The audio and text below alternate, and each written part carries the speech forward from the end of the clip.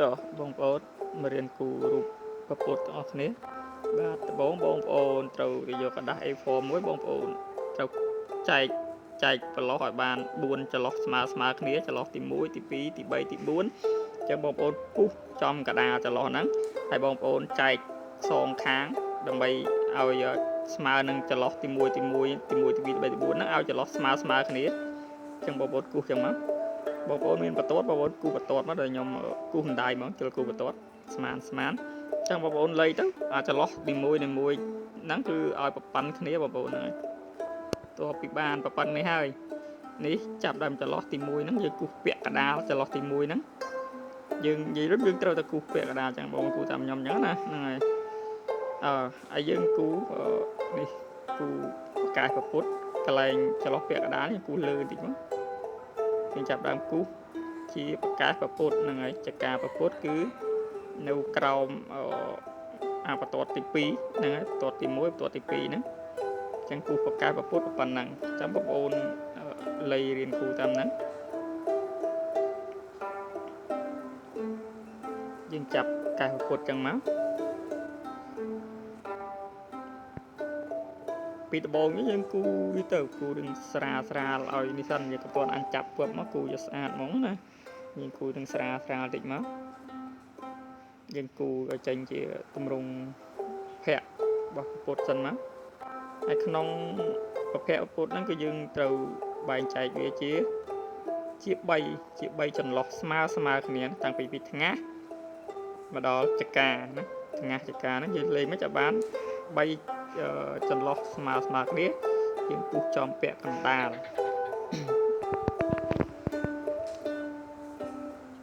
ហើយបន្ទាប់មកគឺយើង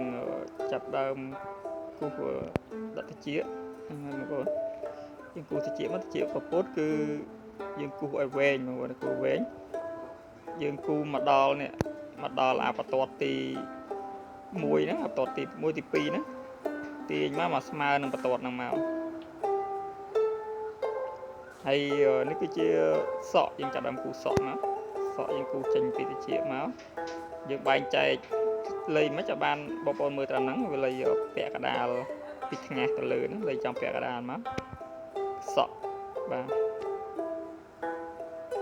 ការគូនេះដែរគឺមិនឲ្យបងប្អូនចាប់ខ្មៅដៃពឹបគូយកដិតយកលឿនហ្មងទេអញ្ចឹងយើង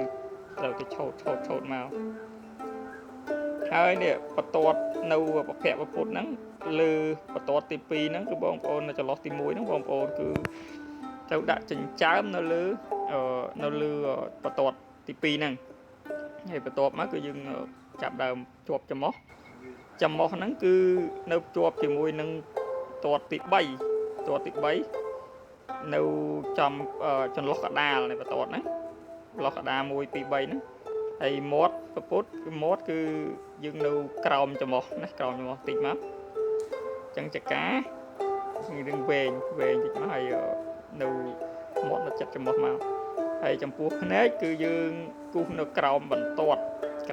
ដែលយើងគូស3ចន្លោះមិញហ្នឹងចន្លោះទី1ថ្ងាសបន្ទាត់ទី2ចិញ្ចើមហ្នឹងហើយទី3ចំោះទី4គឺចង្កានិងបន្ទាត់បងប្អូនមើលតាមហ្នឹងក៏លោកខ្ញុំមិនសូវចេះពយល់ដែរបងប្អូនមើលតាមខ្ញុំគូបងប្អូនរៀនគូតាមមួយទៅបន្ទាប់មកយើងបានប្រកែហើយណាយើងត្រូវបែងចែកអាចចន្លោះបន្ទាត់សងខាងណាពុះឲ្យចំពី2ដូចខ្ញុំអញ្ចឹងមកហ្នឹងហើយយើងបែងចែកស្មើហើយចឹងចាំគូពីកប្រពុតមកស្មើហ្នឹងស្មើគឺត្រឹមនឹងចន្លោះបងប្អូនគូបន្ទាត់ឲ្យច្បាស់មកសម្រាប់មើលតែខ្ញុំនេះមិនបានគូច្បាស់ទេខ្ញុំគាត់ដុតដាមតិចកុំឲ្យកដាស់ហ្នឹងវាមើលទៅភ្លុកបាក់មើលអញ្ចឹងណាចាំបងប្អូនត្រូវគូឲ្យច្បាស់តិចទៅបងប្អូនអត់ទាន់ច្បាស់អត់ទាន់យល់អត់ទាន់ស្មានត្រូវបាទបងប្អូនមើលទៅអាបន្ទាត់ដែលយើងគូសស្មើហ្នឹងបងគូសទម្លាក់តាមខ្ញុំហ្នឹងប៉ុណ្ណឹងមកនេះហើយមកដល់ចំណុចកណ្ដាលនៃចន្លោះហ្នឹងនេះណាបងប្អូនមើលចំណុចកណ្ដាលចន្លោះហ្នឹងចាប់ដើមគូសមកទម្លាក់ដៃប្រពុតមកដល់ត្រឹមហ្នឹងហើយអាបន្ទាត់នេះអាចន្លោះកណ្ដាលហ្នឹងគឺយើងត្រូវបែងចែកជា2ទៀតនេះបងប្អូនឃើញអត់បែងចែកជា2ទៀតមកបែងចែកជា2ហើយហ្នឹងហើយឥឡូវក៏យើងជម្រាបបែងចែកជា2មកឲ្យស្មើគ្នាយើងសនុកដឹងថានេះ ប្រអប់ដៃយើងគូសចេញជាទម្រង់ប្រអប់ចឹងសិនហើយបន្ទាប់ណាគូសពឹបចេញមកជាម្រាមជាអីហ្មងដោយសារគេយើងមិនចេះស្មានអីយើងគាត់ណាគូសជាទម្រង់ប្រអប់ចឹងហើយមកប្រអប់ហើយចាប់ដើមគូសជាម្រាមឆោតស្រាលបងប្អូនឃើញដៃខ្ញុំញ័រតិចហ្នឹងគឺគូសឆោតស្រាលទេដោយសារយើងកុំឲ្យវាបតិបតាបាក់លុបចេញយើងរៀនគូសស្រាលដៃតែខ្ញុំនេះគូសស្រាលពេកគឺបងប្អូនពិបាកមើលអត់ឃើញខ្ញុំមានគូសដិតតិចមើលទៅវារឿងប្រពេរឿងតេងបតាមណាយើងគាត់តែយើងយកទឹកជ័រលុបយកមកលុបបន្ថែមទៀតយើងគូសស្រាលចឹងបងប្អូនឆោតស្រាលចឹងមក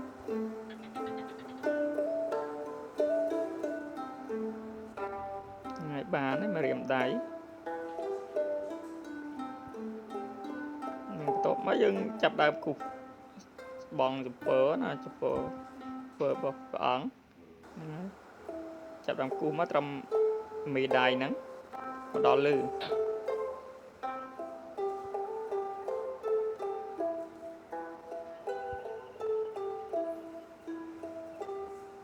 បងប្អូនតើបងប្អូនមើលឲ្យយល់សិនមើលឲ្យយល់តើគូសពីបន្ទាត់ណាទៅបន្ទាត់ណាអញ្ចឹងណាមើលយល់ហើយបងប្អូនរៀនគូសតាមមួយ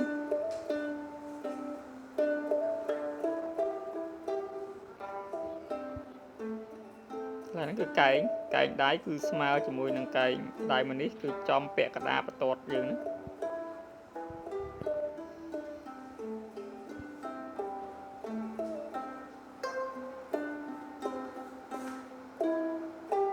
កលាក់ដៃហ្នឹងហើយយើងយកកលាក់ដៃសងខាងឲ្យស្មើគ្នាអញ្ចឹងយើងគូសត្រឹមកលាក់ដៃទី1មកដល់កលាក់ដៃនេះស្មើគ្នាមកអានេះគឺយើងដាក់រៀមដៃមេដៃតាំងសមាធិនេះ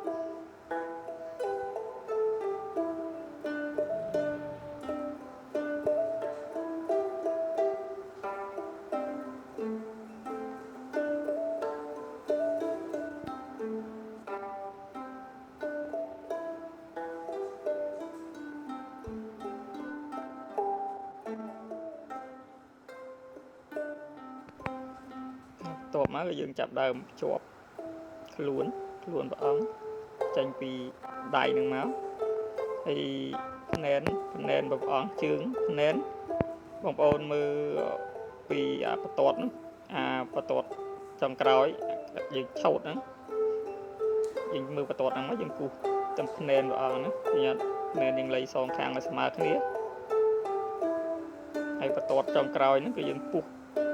វងចុងក្រោយនោះពុះពាក់កដាលទៀតមកយើងដាក់ភ្នែនព្រះអង្គឲ្យស្មើកន្លែងហ្នឹង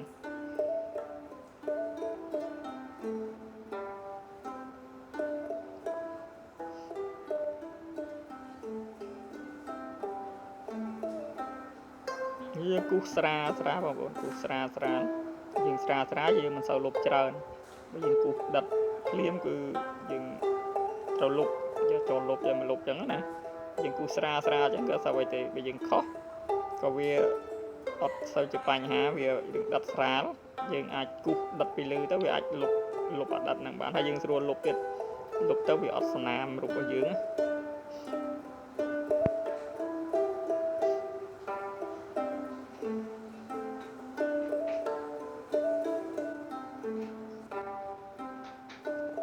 កន្លែងនេះគឺជាភ្នែនរបស់ពុទ្ធកន្លែងនេះម្រាមជើង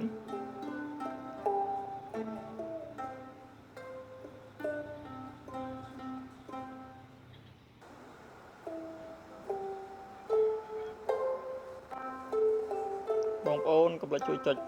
Subscribe Channel ខ្ញុំម្នាក់មួយផងបើបងប្អូនស្រឡាញ់ចូលចិត្តគិតថាវីដេអូរបស់ខ្ញុំគឺមានប្រយោជន៍អាចដល់ជូនដល់បងប្អូនអរគ្នាទស្សនាក៏បងប្អូនជួយ Subscribe ក៏ជួយចែករំលែកឲ្យបងប្អូនយើងដែលគាត់ស្រឡាញ់ចូលចិត្តគាត់ជួយ Subscribe របស់ខ្ញុំផងបាទហើយដែលជាកម្លាំងចិត្តផង